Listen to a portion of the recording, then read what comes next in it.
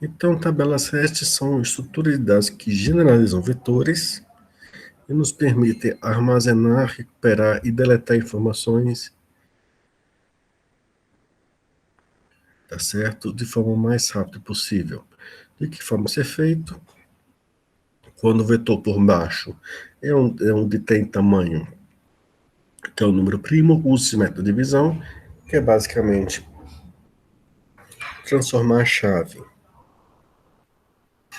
utilizada em um número, calcular ele módulo do tamanho do vetor, achar a lista em qual dos índices, em qual lista encadeada acha o índice da lista encadeada e procura, se insere ou remove com base nessa lista, tá? Então, novamente, se eu quiser, por exemplo, inserir o valor 54, né? Eu acho da índice 9, né? Deixa eu ver. Não, da índice 10, desculpe. Ele rapidamente calculou que o índice era 10 e inseriu na lista encadeada ali. Se eu quiser procurar o 21, que está na mesma lista 10, ele calcula, o índice é 10 e vai. Mas isso só funciona com inteiros? Não, nós vimos que temos como cada linguagem tem a sua maneira de calcular, transformar os dados dos objetos em números e assim rapidamente recuperar, remover e inserir esses dados. Tá certo? O que nós não tivemos tempo de fazer na última aula é de ver um código sobre isso. E é o que nós vamos ver agora. Tá? Então a gente vai começar primeiro mostrando o código de lista simplesmente encadeada, tá? Adaptada para a tabela hash. Depois a gente vai ver o código da tabela hash. Tá? A tabela hash que eu vou mostrar para vocês é uma tabela hash de brinquedo, tá? Não é uma tabela hash para guardar muitos dados. Quando for passar o trabalho, eu faço uma tabela hash mais adequada para guardar volumes de dados, tá bom? Mas primeiro vamos mostrar a lista encadeada. A lista encadeada tá boa aqui, mas a tabela hash eu vou lhes apontar o que eu não gosto nela, tá bom? Chegou o código aqui do Sublime para vocês, estão vendo o código? Breno, manda. Ótimo, ótimo. Então, primeira coisa, tá aqui sequencial search, mas é uma lista encadeada. Primeira coisa, olha só, tem dois tipos de dados que eu vou precisar fornecer. Um é aquele que vai me servir de chave, e o outro é o objeto ou o dado que vai estar associado a essa chave. Tá bom? Então, eu posso mandar mais de um tipo de dado desconhecido quando eu crio as coisas, e aqui está um exemplo claro disso. Tá bom? Tá certo, Brenner? Opa! Novidades na área. Tá certo? Aí na minha lista encadeada, eu tenho um inteiro N privado, tenho o número de elementos dela, e minha cabeça de lista. Vai ser uma lista simplesmente encadeada. E olha a classe nó dela. Tá? Classe nó dela vai ter aqui a chave, observe que é a mesma chave aqui, definida, tá? E vai ter um valor, que é o mesmo valor que foi definido aqui, ó. Tá até, ó, quadradinho. Quando eu seleciono ele já mostra um quadradinho ali, indicando que é o valor que eu estou passando quando eu crio isso aqui. E o terceiro é o nó próximo, né? Uma lista simplesmente encadeada. O construtor, ele precisa da chave, do valor e do nó próximo, tá? E ele faz a chave desse novo nó, se é a chave que ele recebeu, o valor, e o próximo. Tá certo? O construtor da lista não faz nada, cria tudo como um zero nulo, tamanho n, tá? Vazio, se o tamanho for igual a zero, tá vazio. Tá? Booleano, contém chave. Se chave é nulo, dispara uma exceção e retorna encontrar a chave diferente de nulo. Como é que é essa pegar a chave? Vamos ver aqui. Se chave, o que a gente procura? É nula? Tem um erro aqui. Não precisa ser essa mensagem. Você simplesmente poderia retornar e não fazer nada porque ele mandou um nulo para você.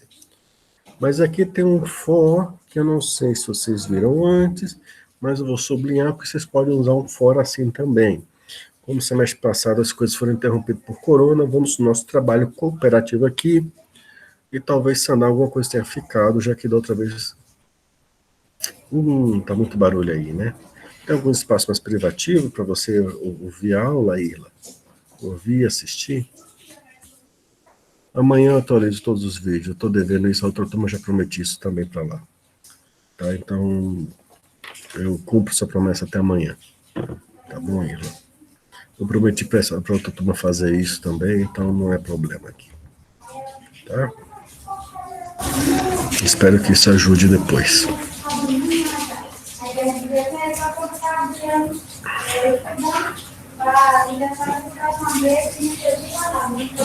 Vamos melhorar isso sim.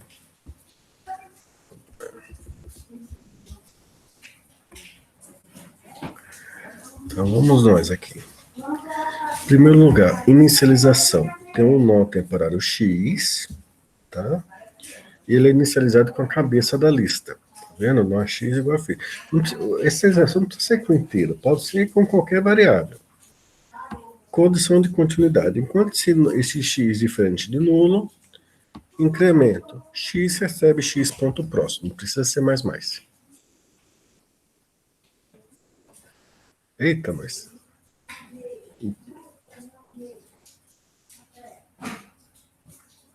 As gravações, eu prometi para outra turma que ia deixar tudo em ordem até amanhã à noite, tá? Aí, talvez você encontre um horário para assistir melhor as aulas sem tanto barulho. Tá certo?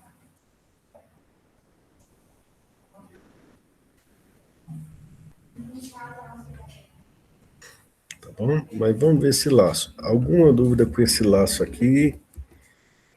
Ele talvez seja exótico para vocês que tiveram um semestre meio confuso, semestre passado interrompido pelo corona, mas ele é comum quando está se tratando de listas encadeadas. Às vezes o pessoal faz esse laço. Ó, inicialização. Você se lembra que normalmente a gente faz quando é com vetores, né? Int i igual a 0? Pronto. Aqui é semelhante. Node x igual a cabeça, tá? Aí normalmente a gente faz enquanto i menor que o tamanho do vetor, que é para dizer que enquanto i não chegou no fim. E a gente sabe que na esquerda para não chegar no fim o fim é um nulo. Então, enquanto x diferente de nulo. Tá certo, Marta? Entendeu essas duas? Inicialização? Certo. Incremento. X recebe X ponto próximo. Pronto. Assim eu percorro a lista inteira. Tá bom?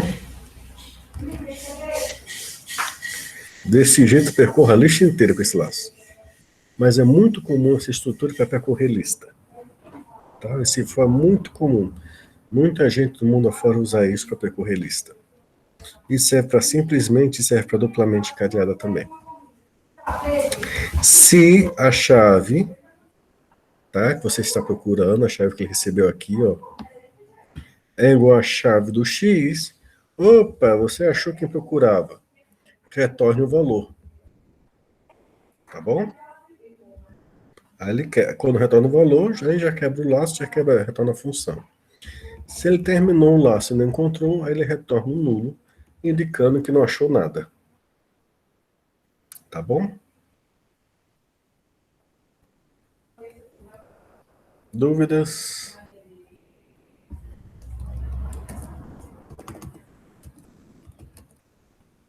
Não? Vamos lá. Colocar algo ali dentro. Se a chave é nula, não pode. A chave tem que ser algo não nulo. Se o valor é nulo, não coloque nada. Apaga a chave e vai ser feliz. Tá? Mesma coisa. O que ele vai fazer? Primeiro ele vai procurar dentro da lista encadeada. Então, o mesmo laço de antes.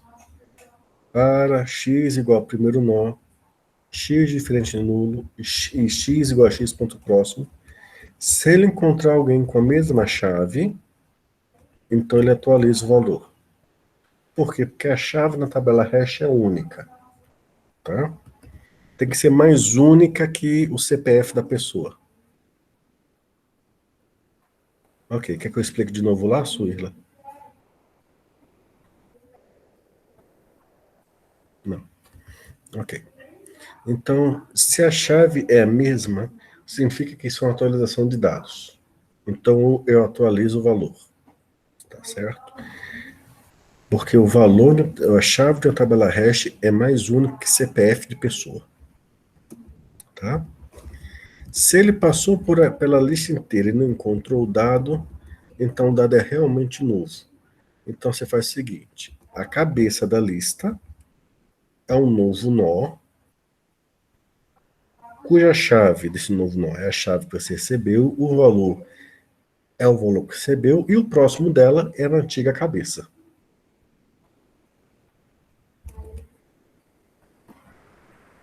Essa linha, alguém tem algum problema? A nova cabeça, a cabeça é um novo nó, cuja chave é a nova chave, o valor é um novo valor, tá certo? E o próximo é a antiga cabeça. Eita, ele está inserindo na frente.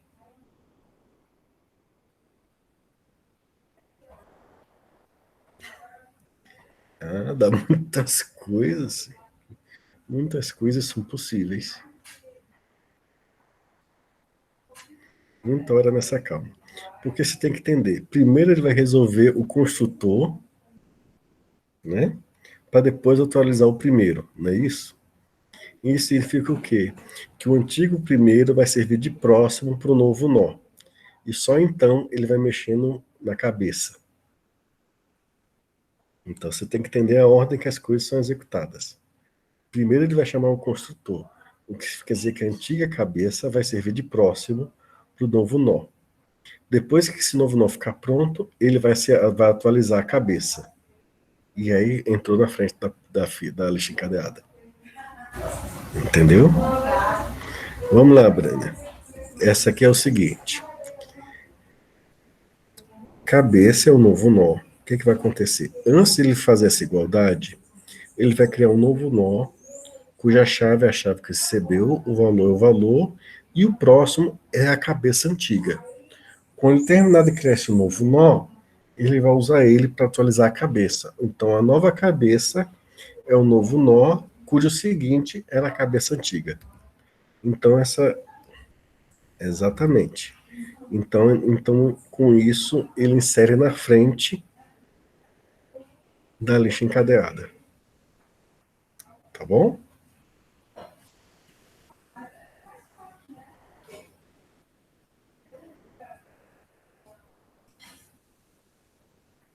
É uma linha compactazinha que está fazendo um trabalho enorme ali, né, não? Você tem que entender que primeiro ele vai resolver o construtor com a antiga cabeça, depois ele atribui a nova cabeça, lembrando que é guardando os mapas, né?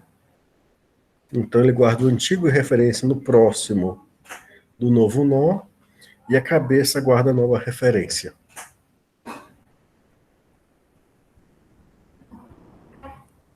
E aí incrementa o novo elemento.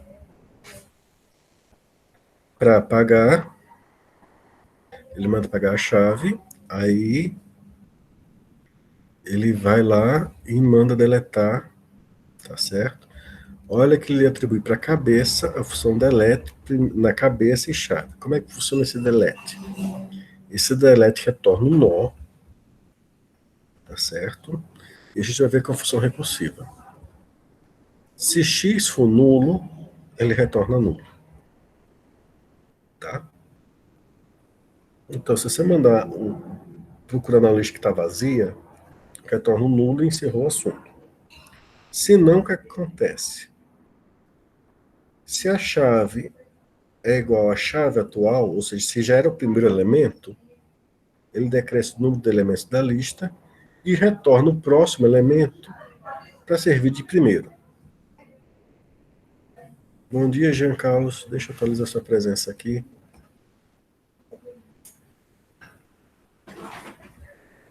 Entenderam essas duas partes?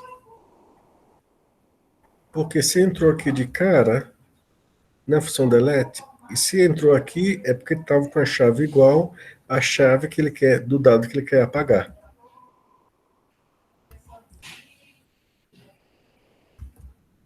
Tá bom? Se não, então próximo é igual à função apagar sobre o próximo elemento. Tá certo? Porque se for nulo, retorna nulo. Não estava ali. Se for igual, ele retira e manda retornar o próximo. Mas se não era, o próximo dele, ele manda apagar. Tá certo? E se em algum momento ele passar por tudo isso, ele retorna o próprio nó para manter a lista consistente. Tá certo? Ou seja, se ele encontrar o elemento, ele pula ele e retorna o próximo dele, tá certo? Para encerrar o padrão, mantendo a lista coerente. Se ele não encontra o elemento, ele retorna ele mesmo e mantém a lista coerente, sem apagar ninguém. Tá certo? Dúvidas?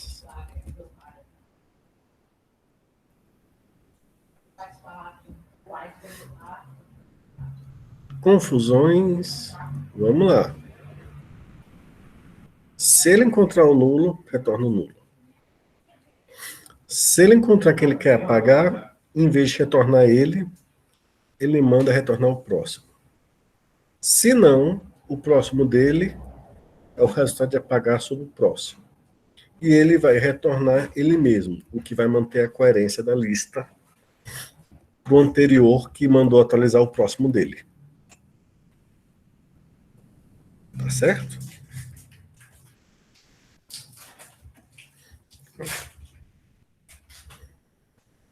E é isso. Tá certo?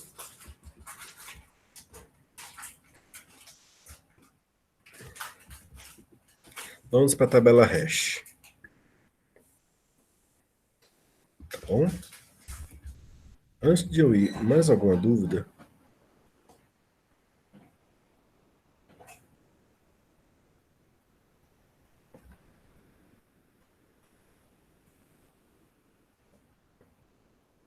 Vamos lá, tabela hash, então.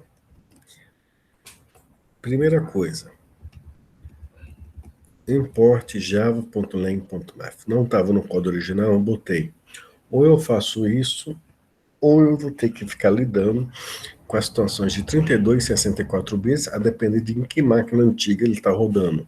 Se é máquina antiga ou se é máquina atual, se é 32 ou 64 bits. Eu não quero ficar lidando com isso, então eu mexi no código para usar o math.abs e garantir que, independente da máquina virtual que vai rodar isso, eu tenho um número positivo no fim.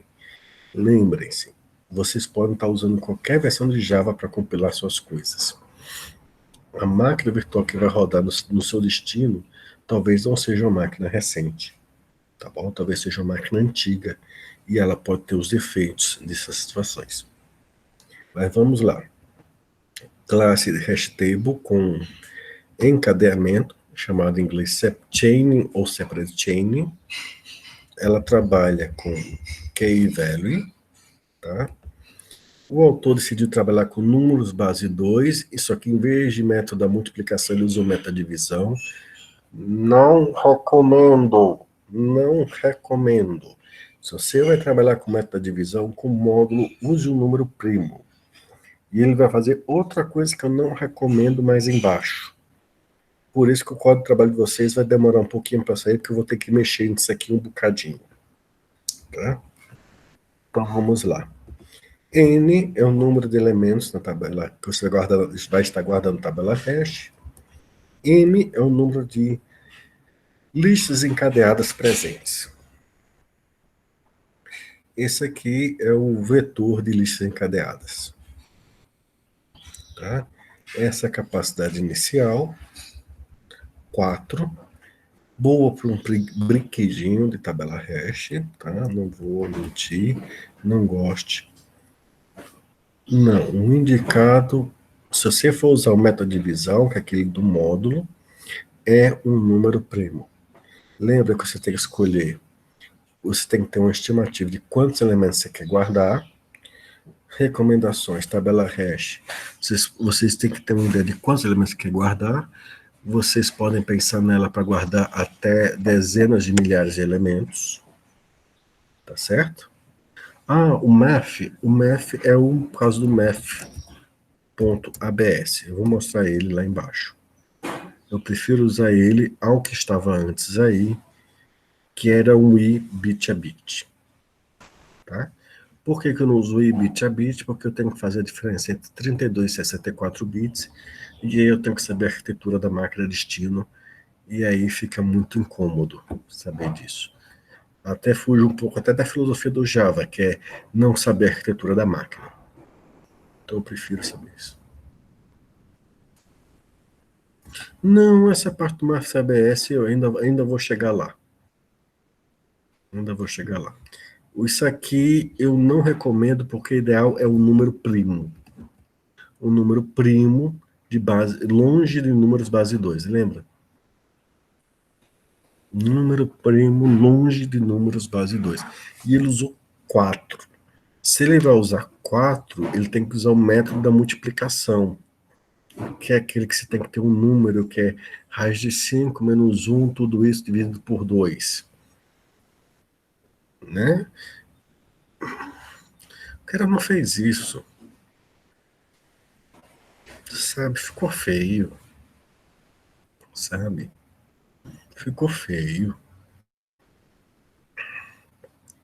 E é um autor de respeito, sabe? Eu fico até triste, sabe? Mas tudo bem, ele é um autor de respeito, mas a fama dele é na árvore binária, né? Talvez ele não tenha descansado um pouquinho na tabela hash. A fama dele é na árvore de busca binária, então a gente também não reclama muito, não. Na árvore de busca binária, ele é um dos papas, né? Tabela hash, então, talvez eu não seja. Acontece. Aí o que acontece? Ele cria o tamanho, né, define o tamanho inicial, aí inicializa cada uma das. Cria aqui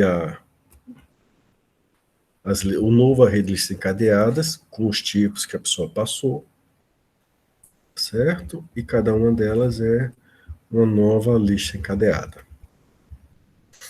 Tá? Ele vai trabalhar com redimensionamento, o que é possível de fazer se você está trabalhando com números base 2, mas tem que ser o método da multiplicação, e não o método da divisão. E, novamente, eu não recomendo você ficar redimensionando tabela hash. Por quê? Porque tabela hash, se você vai redimensionar direto, tabela hash até dezenas de milhares de elementos. Quando chega a centenas de milhares,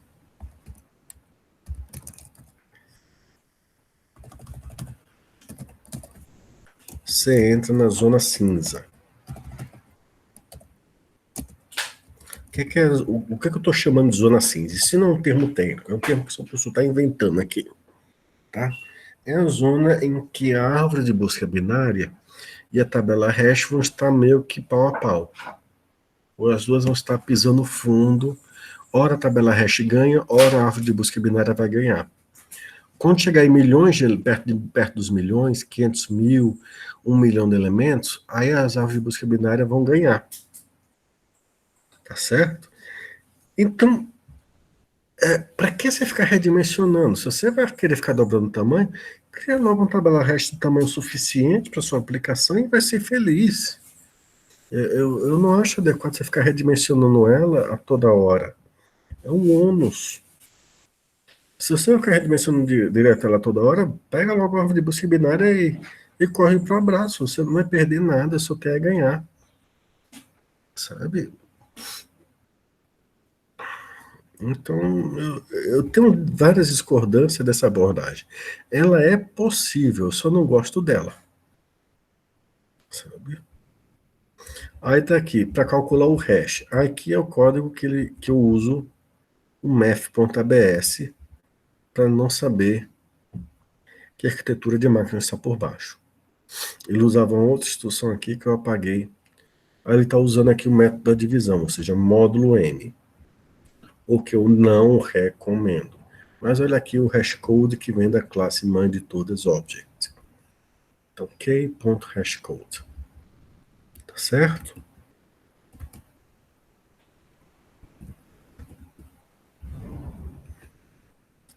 Size. Contém, se chave é nulo. Para mim, se tu baixar, imprimir a mensagem. Argumento contém nulo. E saía. E voltava e ia para diante. Aí aqui, retorne, contém chave diferente de nulo. Tá? Que a feira é só para saber se tem ou não tem. Aqui é pega a chave, calcula o hash e retorna se a lista do índice i tem ou não tem a chave. Tá? Colocar a chave. Se chave igual a nulo, aí você diz que o primeiro argumento é nulo e dá uma exceção. Se valor é nulo, então você na verdade está pedindo para deletar aquela chave. Tá? E aqui ele está fazendo outra coisa que eu não recomendo, que é se o tamanho da lista encadeada ficou igual a 10, né?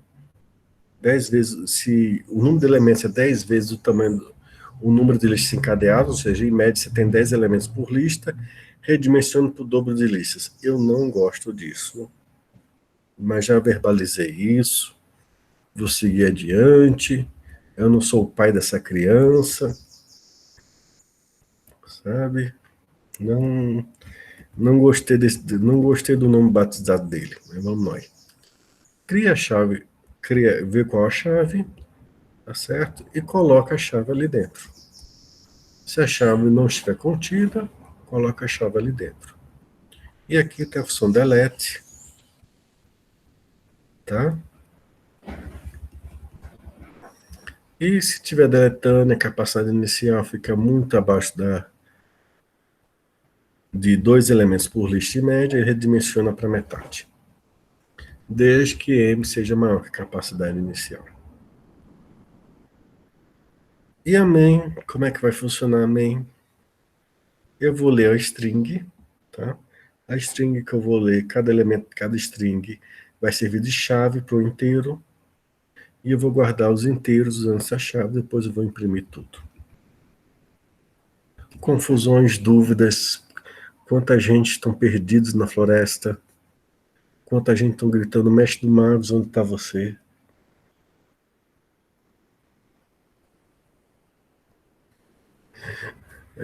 O redimensionamento é exemplo a nos seguir. A parte do redimensionamento aí. No redimensionamento a gente pode viver sem ele. Tá? E a parte do tamanho ser um número base 2. Eu preferia um número primo. Qual parte, Jean Carlos?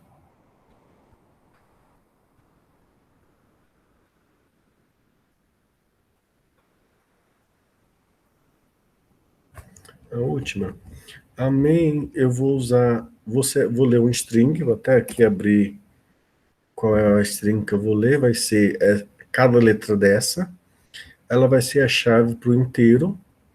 Que inteiro? Inteiro de 1 até o número de strings que eu vou ler. E eu vou usar essas letras para guardar essas strings. Depois eu vou recuperar cada uma das chaves e imprimir na tela os dados que elas guardaram. Então esse é o final. Tá, Gê?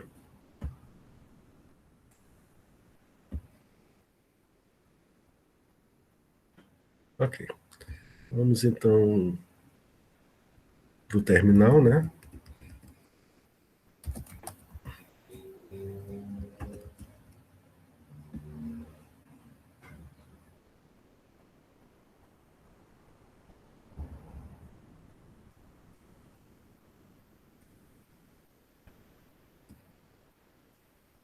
Me avise quando o terminal chegar aí, por favor.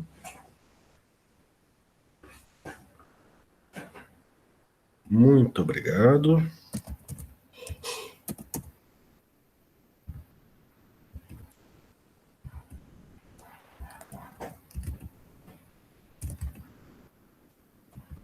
Hash st ponto Java.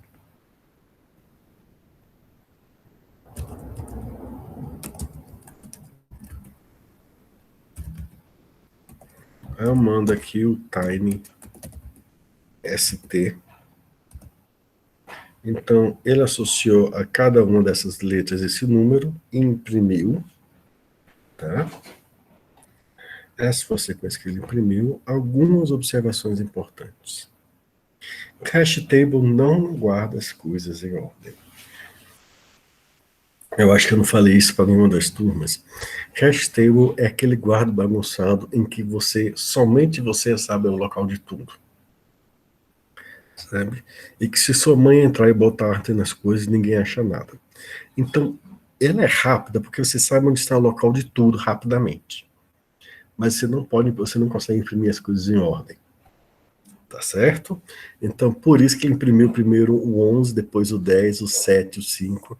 Nem as letras, deixa eu botar até o exemplo do Tiny ST, nem as letras, que primeiro foi a letra S, que ele armazenou, ele imprimiu em ordem. Tá certo? Nem as letras ele imprimiu em ordem. Ele vai colocar as coisas na ordem do hash. Não, você não quer isso. Você não quer isso. Se você quer fazer isso, bota esses valores num array e ordena o array depois. O negócio do hashing é que o hash, a função de hash, bota as coisas numa ordem específica. Eu sei. Mas por que eu estou falando isso? Porque é um segredo das coisas. Tá bom? Alguém que já falar de dessa coisa para ter no site? SHA1?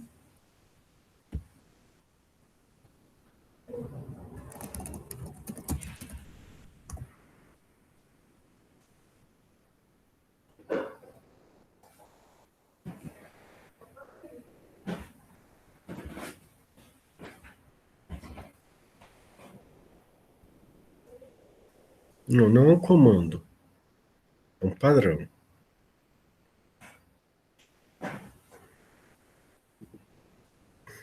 Também tem um comando com ele, né? Mas talvez esse outro você já tenha ouvido falar.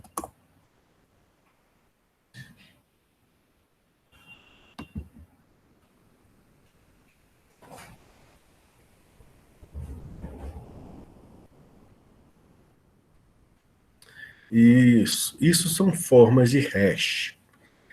SH1 é uma função de hash criptográfica. Eles também usam essas matemáticas de módulo. Hash é alemão, original é para alemão para picotar.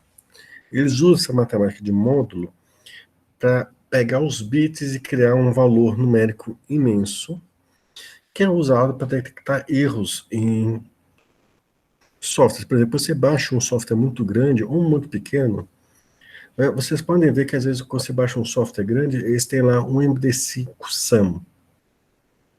Já viram falar disso? MD5 SAM? Isso tinha muito quando você baixava CD ou DVD, ou quando você baixa o CD do Linux ou do Unix, ou um software maior, ou mais complexo, você baixa a internet e tem um comando para você verificar se aquele software foi bem baixado, ou quando você vai gravar o DVD, o software lá tem, você pode verificar se foi baixado corretamente. Aí você pega a ISO e pega o código desse SAM, o código hash, e ele compara os dois. Ele, se foi corretamente baixado, é para dar o mesmo número, né, o mesmo número gigantesco. Se não foi baixado corretamente, o número não bate e te avisa, olha, o número não bateu, você me deu o hash certo. Porque se o número não bateu, você baixou o código com erro. Tá? Isso é particularmente importante. Porque quando você está baixando grandes volumes de dados, a internet, por incrível que pareça, ainda é um meio de comunicação sujeito a erros. Diminuiu bastante com a difusão da fibra ótica no mundo afora, mas ainda é sujeito a erros. E pode acontecer, em especial se tiver muito ruídos de comunicação na cidade, do arquivo ter sido baixado com erros em alguns dos arquivos. E aí, se você copia para o CD para o DVD, ele dá um bug miserável. Razão pela qual, por exemplo, no CD sistema operacional da Canônica, ou com a sistema operacional do Windows, ou até de antivírus, o pessoal pede lhe dar do lado dos arquivos, ter lá, para você baixar, ter lá o MD5 deles ou o SH1 deles.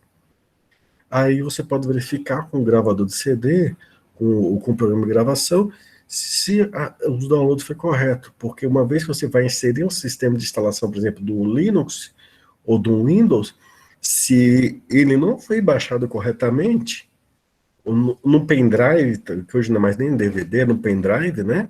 A porca torce o rabo, né? Você vai apagar todo o seu personal no computador para instalar algo que está bugado e não vai instalar direito. Então, algumas coisas você tem que ter esse cuidado. Isso também vale, por exemplo, para assinatura digital. Tá certo? Quando você faz uma assinatura digital, existe assinatura digital que é só você botar uma imagem, mas você gera também uma certificação de que a assinatura foi sua. E ela é registrada em algum canto através de um código semelhante. Tá bom? Então, essas mesmas funções de hash que a gente usa, existem algumas versões baseadas nessa matemática de números modulares, de números primos e assim por diante, matemática usando codificação de números hexadecimal. Vocês devem se lembrar isso, talvez dos seus pesadelos com as provas do professor Carlos Rax, né? Codificação de números hexadecimal, vai de 0 a 9, depois vem A, B, C, D, E, F, vai por ali mesmo. Aí você junta isso com números primos e faz mais algumas coisinhas, e você gera assinaturas digitais em que a pessoa pode certificar não só que a assinatura do documento é verdadeira, mas que não pode ser falsificada. Por exemplo, tem servidores da Adobe que registram a sua assinatura, e se alguém tentar pegar dali, eles bloqueiam o documento. Ninguém consegue fazer mais nada com aquele documento. Sabiam disso?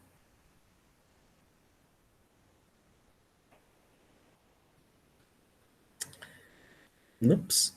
Ok, mais simples ainda. Por exemplo, rapidamente, e como isso aí, essa parte de matemática modular, fazer o resto da divisão é rápido de ser feito, vocês podem passar ele rapidamente pelo seu arquivo, tá certo? E comparar o hash dele com a cópia dele que está no servidor Git ou no GitHub e verificar. Se o hash for o mesmo, aí você verifica a data de edição para ver se é o mesmo arquivo ou se não é. Então, você rapidamente, se não for, aí que você verifica o resto do documento. Se for o mesmo, você já suspeita que é o mesmo arquivo. E assim, rapidamente, o GitHub sabe se você está com a cópia ou não do arquivo que está com eles. Em especial, porque a codificação para arquivos é um hash um pouco mais elaborado, em que é muito difícil dois arquivos diferentes darem exatamente o mesmo hash. Muito raro.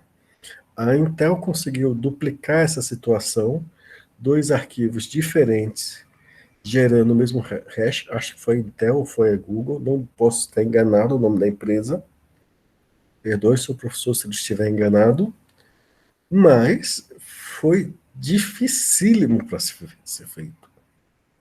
E por conta disso, você tem sistemas como Git, GitHub, Dropbox, e todo esse sistema de armazenamento em nuvens, rapidamente identificando se você tem ou não a última versão do arquivo, qual a versão mais nova, qual a versão mais antiga, enviando um mínimo de dados possível.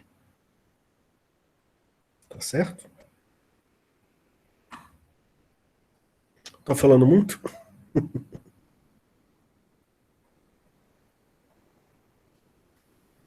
Certo não é muito nem é pouco.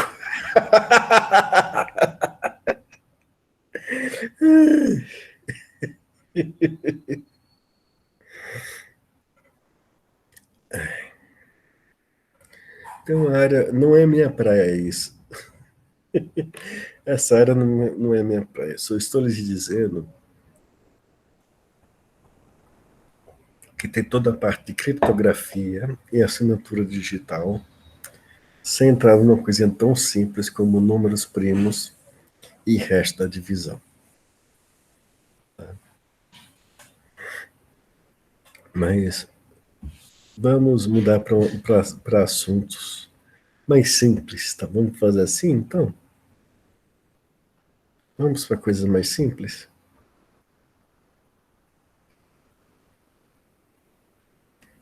Pronto. Ok. Chegou uma tela aí do visual algo para vocês?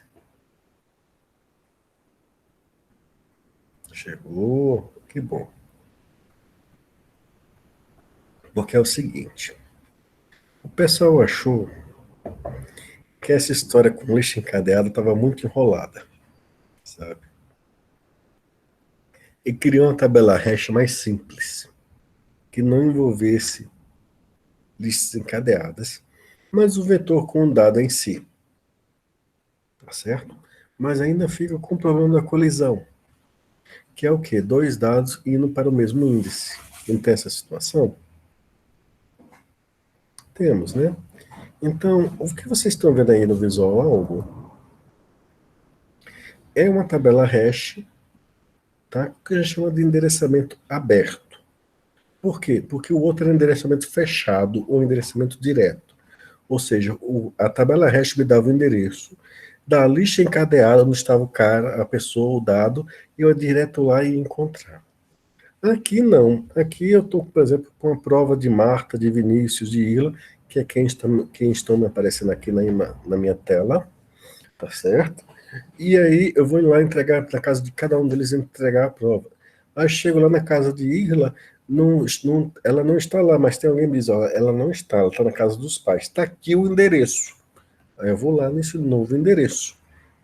Isso é chamado endereço aberto. Ou seja, eu tenho um endereço inicial e se lá não estiver o dado, a pessoa que eu procuro, mas tiver um outro dado, eu tenho um fornecimento de um novo endereço. Tá bom assim? Por exemplo, nessa tela do Visual Algo, eu tenho a posição 0, 1 e 2 já ocupadas. E a 4 também. Eu tenho um vetor de 7 posições. Não é isso? E vamos supor que eu queira inserir o elemento 22, tá? O elemento 22, o resto de 22 dividido por 7 dá 1. O 1 está ocupado. Aí o que, que vai acontecer? Precisa de um novo endereço. Ele vai para o 2, não acha, vai para o 3. Entendeu? Entenderam a ideia? Como não tem uma lista encadeada por... Exatamente, ele vai ter um sistema de procurar um lugar vazio. E a primeira tentativa dele é a busca linear. Tá certo? O que que é a busca linear? Ele vai procurar as posições seguintes. Tá certo? Então, deixa eu recriar. Deixa eu remover o 22 aqui. Embora não vou permitir a remoção, esse exemplo só me permite a remoção aqui, tá? Até aqui tá bagunçada essa remoção e tem que ser mesmo, que removendo tabela hash com endereçamento aberto é carrego. Normalmente a gente não permite. Por exemplo, eu vou botar o 12, tá bom? Colocou no índice 5. Eu vou inserir, por exemplo, agora um no resto 6. 48.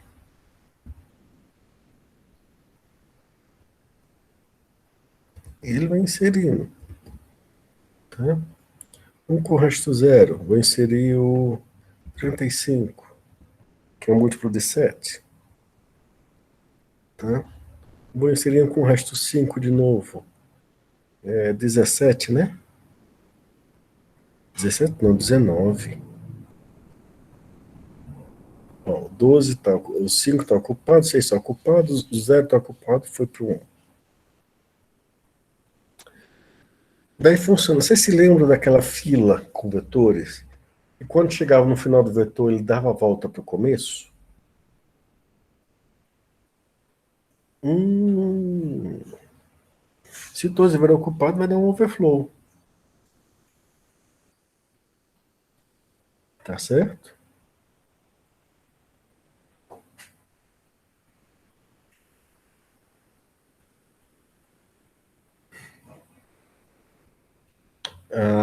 É complicado isso. O que acontece é que a gente vai querer usar isso em situações de memória limitada, por exemplo, Internet of Things e sistemas embarcados. Por vezes são situações, por exemplo, eu tenho um sensor ou um microprocessador numa unidade no fundo do mar, monitorando a pressão do petróleo que está sendo sugado no fundo do mar. Eu não tenho muita capacidade de processamento daquela unidade. E aí ela tem que tomar algumas decisões, e essas decisões dependem do estado da máquina que ela consulta com base na tabela hash. Então, a quantidade de decisões possíveis é limitada e armazenada na tabela hash. E aí eu fico guardando nela. Tá certo, Jean? Vai ficar ocupando menos espaço que a duplamente encadeada. Mas é exatamente isso que eu quero. Fala, Jean. A pesquisa vai ter que saber que método de procura ele utilizou. Porque ela vai ter que procurar a mesma coisa. E pior, para isso funcionar, eu não posso permitir deleção. Porque se eu permitir remoção, a vaca vai para o brecho. Eu nunca vou poder saber se, se alguém for remover, vira bagunça. Então, remoção não vai poder acontecer, não. Por isso que quando eu botei remoção ali, eu achei estranho quando aquele botando remoção. Aí quando eu botei remoção, ficou ali marcado Del. Ainda bem. Ainda bem que ele sabe que vira bagunça quando você remove num endereçamento aberto. Vira bagunça mesmo.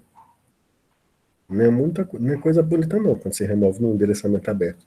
No endereçamento fechado, não tem problema. Porque a lista encadeada pode ficar vazia. Mas aqui, se você. Como eu preciso saber de. É como se eu precisasse saber que aquele endereço foi ocupado para saber qual é o próximo endereço a buscar. E aí, se eu removo alguém do meio, aí eu não sei que a pessoa que deveria ocupar aquele endereço, na verdade, está em outro. Aí eu não sei que Marta, em vez de estar na casa dos pais, foi na casa da praia. Eu até supondo que tem a casa da praia na história.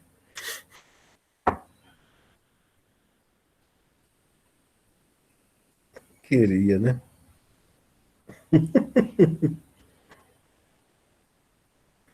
Nem chama, nem.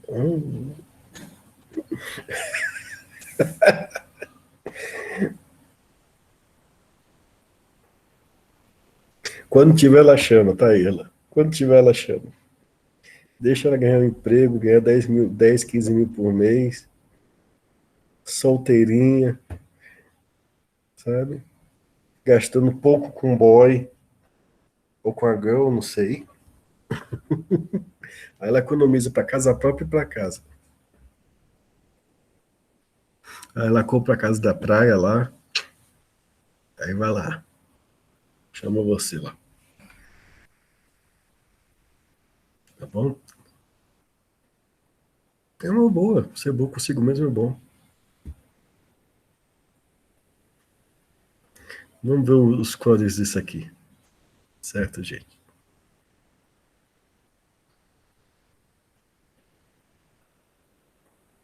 Ok. A gente vê essa parte de dimensão da tabela hash, né?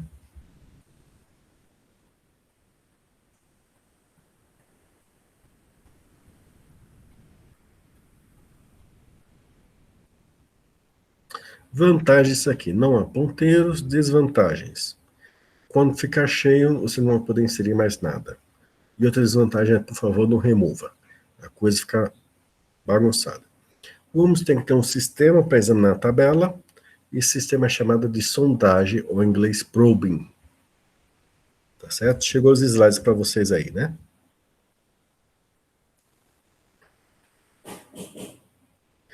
É uma mulher muito cara, tá certo. Espero que você ganhe muito dinheiro. Boa sorte. Tá bom?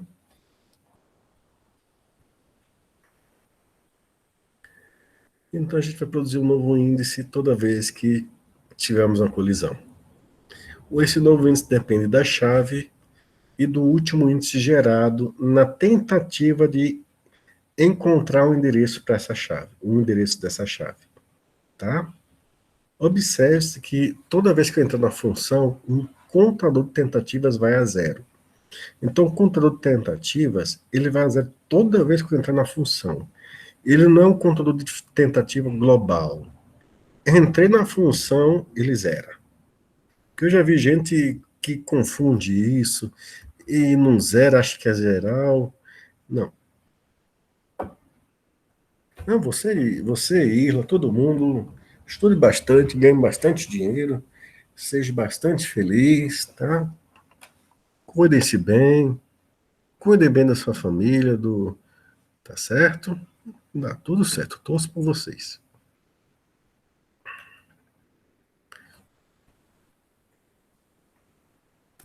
tá bom? Vamos lá.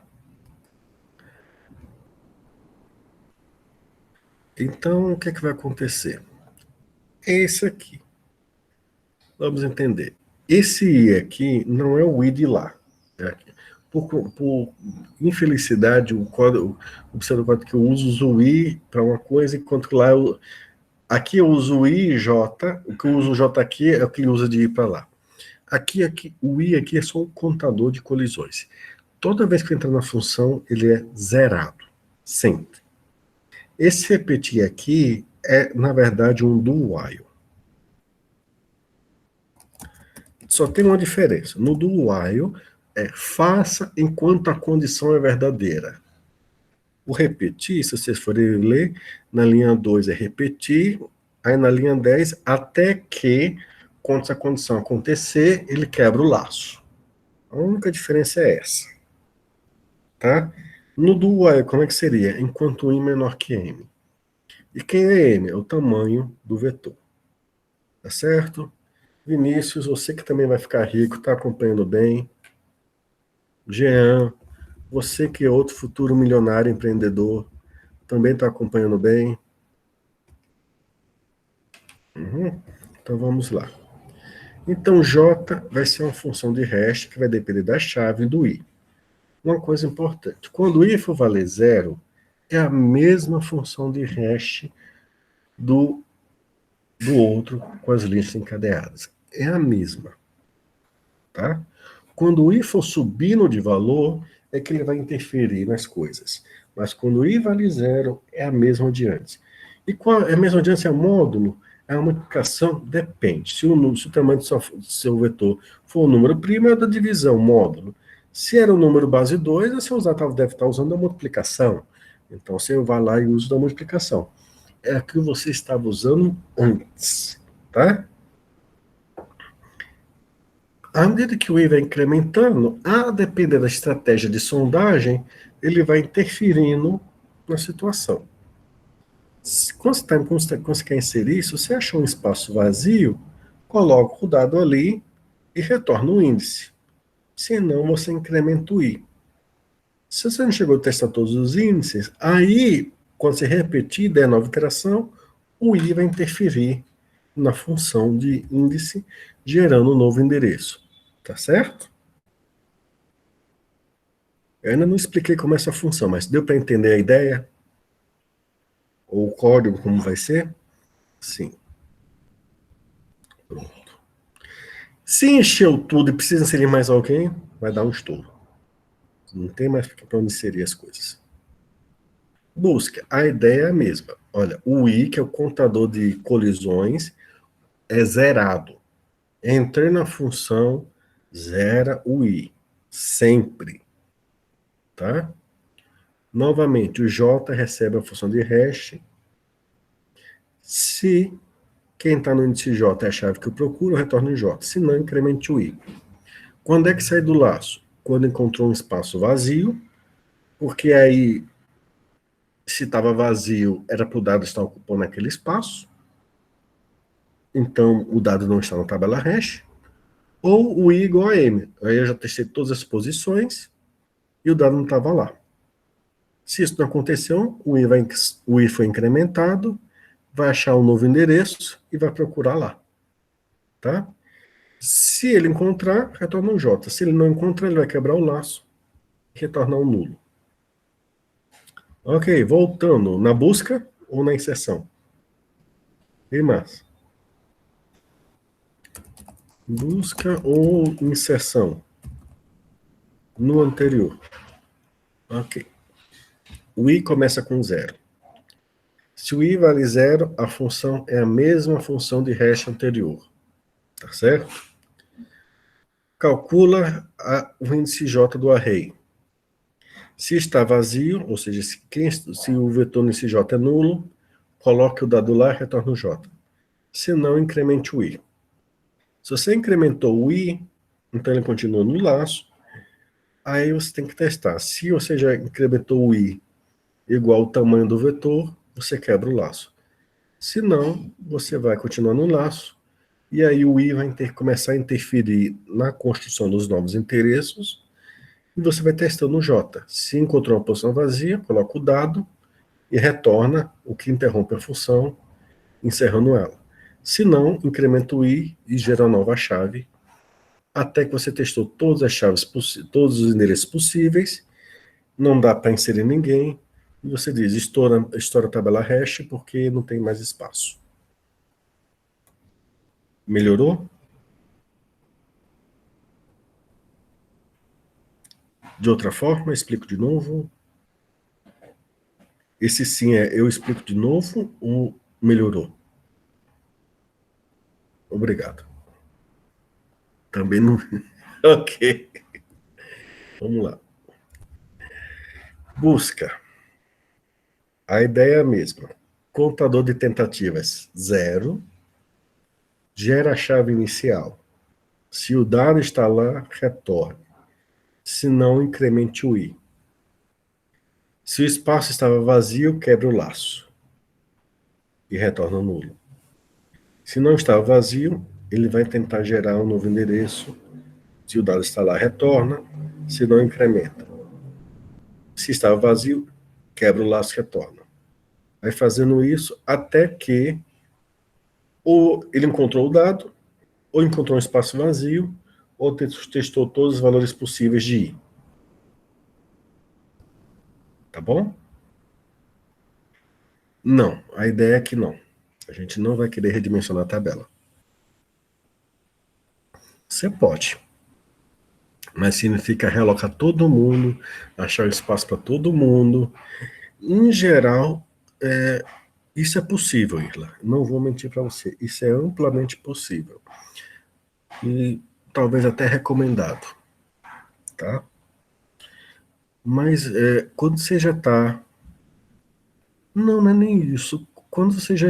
Na maioria das vezes, quando você opta por endereçamento aberto, você já está na opção limitada de memória. Então, normalmente, você já quer armazenar uma quantidade fixa de dados pré-estabelecida. Uma quantidade fixa de opções para ser consultada. Tá? Para ser consultada e recuperada rapidamente. Tá certo? Então, como a tabela hash é como se você tivesse uma tabela de para algum sistema de decisão seu consultar e decidir rapidamente o que tem que fazer. Mas se não for o caso, se for realmente para armazenar, você pode fazer esse duplicar o tamanho e reduzir o tamanho. Vai custar, obviamente. Em geral, bom, tem que ver um lixo da aplicação, mas é um uso possível. Eu também não vou negar que também o mundo está mudando rapidamente. Pode estar surgindo coisas que eu não posso ter um preconceito agora e dizer que não. Nesse caso, eu diria que aqui cabe melhor um redimensionamento que no outro. Tá? No outro, eu prefiro que você dimensione e deixe tamanho fixo. Nesse aqui, se você quiser deixar um redimensionamento, na minha cabeça faz mais sentido. Tá certo?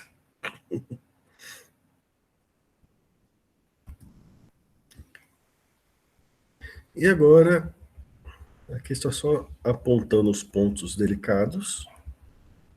Tá?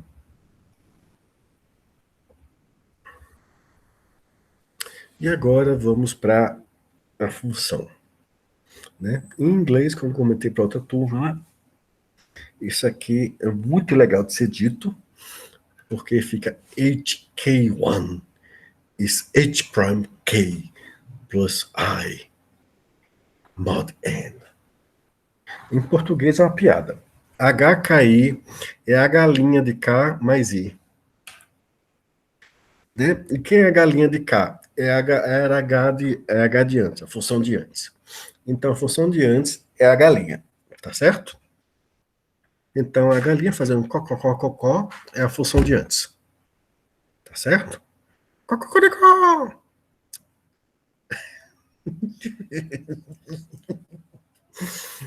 Tá certo. Eu estava comentando o seguinte: essa função HKI, tá certo? É uma função H linha de K mais I. E quem é essa galinha de K? É a função que você usava antes. H módulo do tamanho do vetor, ou então aquela função de multiplicação. Só que eu estava dizendo que em inglês o som dela é poderoso. H prime K. Parece até que estou falando o nome do Transformer, né? Optimus Prime K1. Né? Ou o modelo do novo tênis hiperpoderoso, né? Mas, assim, em português é a galinha de cá, cocoricó, né?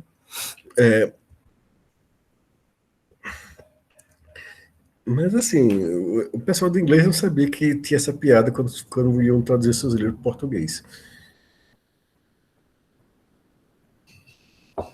Talvez, se soubessem, preferissem uma letra melhor, né? Eu gosto que acorda a turma. Serve para acordar a turma nos momentos cansados, perto do meio-dia. Então, essa função aqui é de antes, tá? Mais o i. Observe, como essa função é de antes, mais o i, como o i começa com zero, no final isso vai dar a função de antes.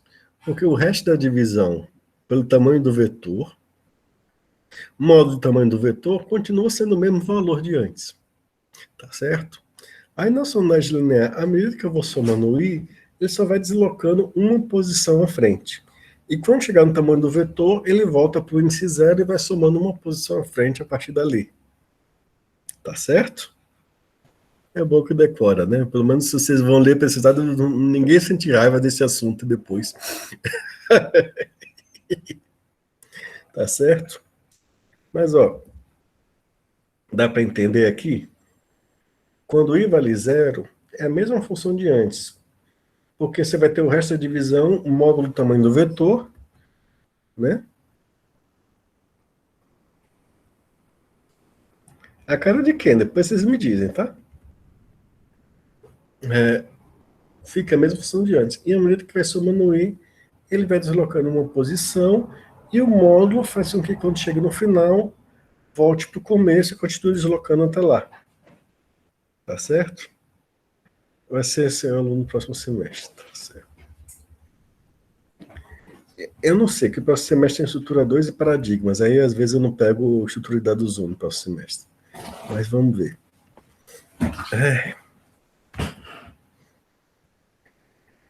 Desvantagem. Bom, isso tem sempre no endereçamento aberto. No pior caso, todas as posições são examinadas, Mas tem outra desvantagem que é pior ainda. Na sondagem linear, você acaba, quando o vetor começa a ficar cheio, metade dele, você acaba gerando muita colisão. Porque você fica indo de um em uma. Tá certo? A galinha não voa. Ela bate muito nas outras galinhas. Colide muito à medida que o galinheiro fica cheio. Tá bom, Jean? Aí dá ruim. Tá certo? Então alguém decidiu inventar um método, né? Então a primeira tentativa deles é, se linear deu é assim, vamos para o quadrado. Então agora a galinha mais C1i mais C2i ao quadrado. É a galinha mais dois pintinhos. Tudo indica, pelo menos em uma das disciplinas.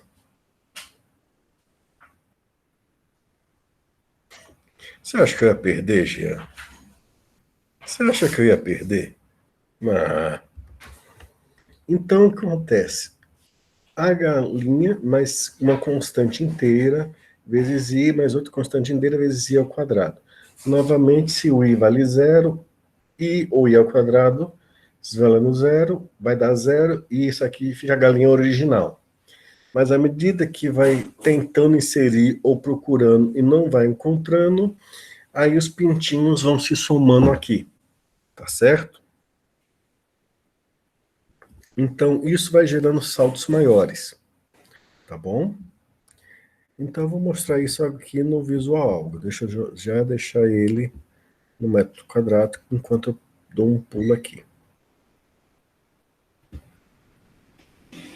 Há indícios, tá? Eu não posso prometer que sou ou não sou, porque algumas coisas eu não controlo. Mas o histórico está a esse favor.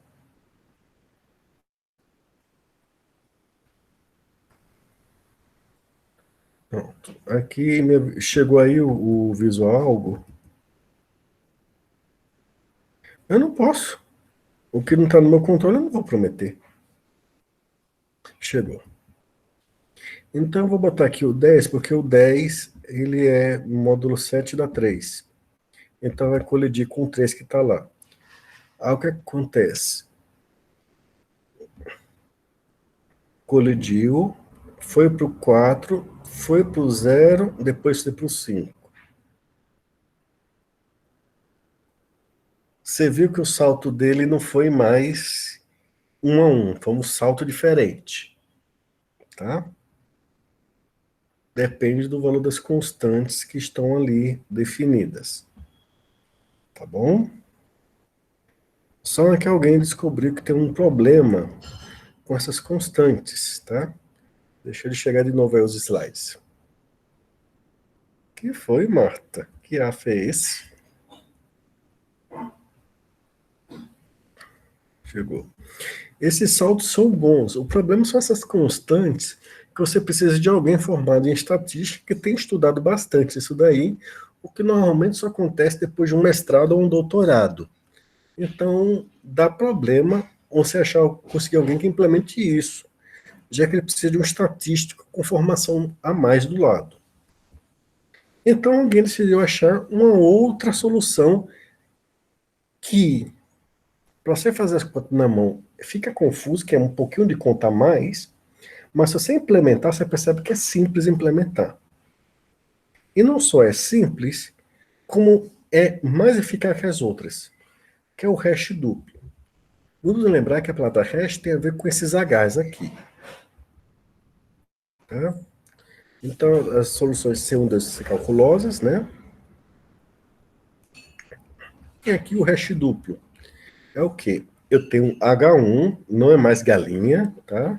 Fechamos a porta do galinheiro, por enquanto. E I vezes H2. Agora eu tenho duas funções H. E como é que são essas duas funções H? A primeira é a de antes, K módulo de M, por exemplo.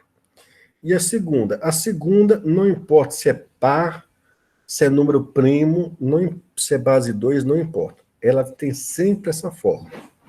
1 mais K módulo de M'. Tá certo? O Souza está complicando minha vida. eu já tinha uma função que eu tinha que saber se era o número base 2, se era o número primo. Agora tem um duas. Mas a segunda é besta. E eu vou lhe explicar. Porque a segunda é sempre 1 mais K módulo de M'. E quem é M'? É 1 a menos, 2 a menos que o tamanho do vetor. Então, se, por exemplo, se K é, por exemplo, a chave módulo 7, a outra vai ser 1 mais K módulo 6, módulo 5. Entendeu?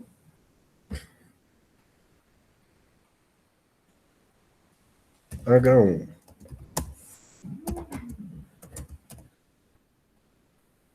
H2.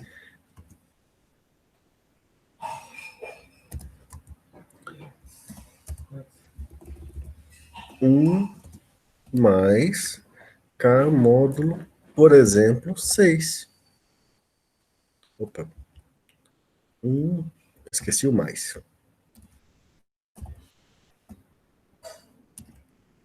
Ah, não gostei do módulo 6? Faça módulo 5. É só subtrair 1, 2, 3 unidades do tamanho do vetor original. Entendeu? E é sempre módulo.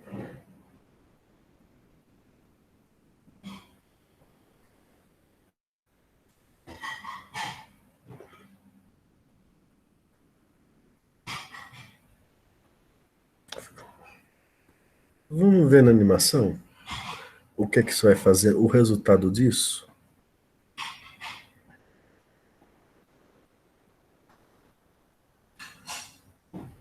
Estão batendo os pratos. Já estou encerrando, já estou encerrando. Me dá 2 minutinhos aí.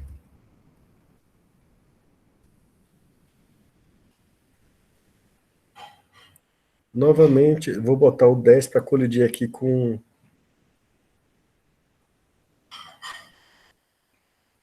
Para colidir ali, tá certo? Tem um dado já lá, né? E foi para o 1. Vamos botar outro módulo 7, vamos botar módulo 3, vamos botar o 17. Primeira tentativa é lá, a segunda foi para o 6. Por quê? Porque a segunda função de módulo dá um salto em outra direção. Porque o resto dela vai ser diferente. Entendeu? Então, é uma função simples de fazer, 1 mais K módulo do tamanho do vetor menos alguma coisinha. Se o tamanho do vetor era 7, 6. Era 701, 700, 699, tá bom. É só subtrair 1 ou 2 do tamanho do vetor original. Aí a vida é bela, tá certo? E não esqueça de multiplicar o i. Aí ele vai dando saltos que vão reduzindo o número de colisões, tá? E a vantagem, eu não preciso ter um estatístico do meu lado. Segunda vantagem, eu não preciso ficar fazendo piada com galinheiro. Tá bom. Entenderam? Tranquilos? Ok. A gente praticamente falou 98 a 99% do conteúdo. Ok. Basicamente eu tenho duas funções. Quando o i vale zero, vai só o original. K módulo 7, por exemplo. Ou K módulo 701. À medida que vai dando as colisões, o número de colisões que der, eu multiplico pela a segunda função, que soma a primeira e dá módulo do tamanho do vetor original. Tá certo? E aí eu gero esses saltos. Tá bom? Esses saltos tendem a ser mais aleatórios. E por conta disso, eu reduzo mais as colisões. Ao mesmo tempo, eles têm um sistema neles querendo que eu vou testar cada posição uma vez. Ou seja, eu não vou ficar testando a mesma posição duas vezes. Vocês podem fazer isso na mão. Dá uma dor de cabeçazinha, porque é fácil confundir. vocês não vão repetir a mesma posição para a mesma chave 2 vezes. Tá certo? Tá bom? Pronto. A gente continua na segunda-feira, até amanhã-noite vai estar os vídeos online, os slides online e as coisas em ordem, tá certo?